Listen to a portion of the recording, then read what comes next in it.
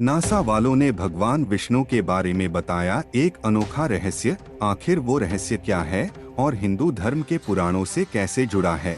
इसके लिए आपको भगवान विष्णु के बारे में ये बात जानना जरूरी है, क्योंकि नासा वालों को जो तस्वीर मिली है ये रहस्य उसी से जुड़ा है। यदि आप जानना चाहते हैं तो वीडियो में अंत तक बने रहिए।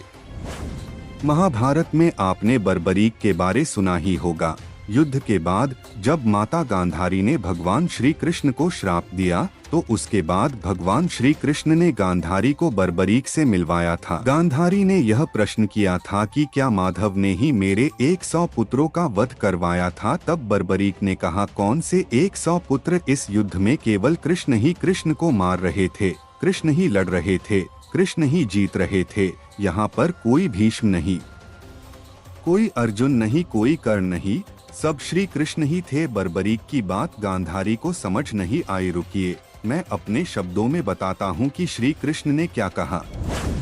श्री कृष्ण ने कहा, मैं ही त्रेता का राम हूँ, मैं ही लंकापति रावण हूँ, मैं मुरली वाला हूँ, मैं ही ईश्वर हूँ, अर्थात हर एक जीव में मैं ही बसता हूँ और उन जीवों की आत्मा भी मैं ही हूँ। मेरी मर्जी के बिना संसार में कुछ भी नहीं होता। समस्त संसार मुझ में है और मैं संसार के हर एक प्राणी के भीतर हूँ। मैं आज भी हूँ, कल भी था और आने वाले कल में भी रहूँगा। संसार के आरंभ से संसार के अंत तक मैं ही हूँ। बात करें हमारे पुराणों के अनुसार तो भगवान श्री विष्णु को 3 श्रेणियों में बताया गया है। पहला है महाविष्णु। इसका अर्थ जिन्होंने इस संसार में बीज बोया। दुनिया में जो भी मौजूद है, जैसे आपकी बुद्धि, आपकी आत्मा में महाविष्णु को बताया गया है।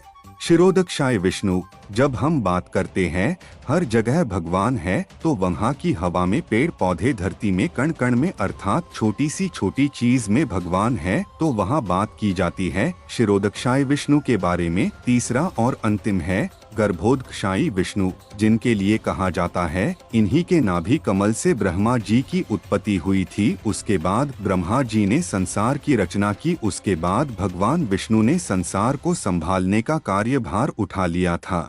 और आपको हमारे पुराणों में क्षीरोदक्षायी विष्णु की तस्वीर देखने को मिल जाती है, और यह तस्वीर काल्पनिक नहीं है, जिसे पुराणों को समझने के बाद बनाई गई है। और अब नासा के द्वारा निकली गई तस्वीर को देखिए, जिसे मिस्टिक माउंटेन का नाम दिया गया है, और क्षीरोदक्षाय विष्णु की तस्वीर जो कि काल्पनिक नहीं है, इस तस्वीर से काफी हद तक मिलती जुलती है। इसके बाद नासा ने एक और तस्वीर निकाली थी जिसे हैंड ऑफ गॉड का नाम दिया गया। इस तस्वीर को आप ध्यान से देखेंगे तो हाथ की अंगुलियों पर सुदर्शन चक्र है। इन दोनों तस्वीर को भगवान विष्णु से जोड़ते हुए जब दुनिया के सामने लाया गया तो यह तस्वीर सोशल मीडिया पर रातों रात वायरल हो गई। इससे साफ साफ साबित होता है कि भगवान विष्णु के अंदर ही संसार है।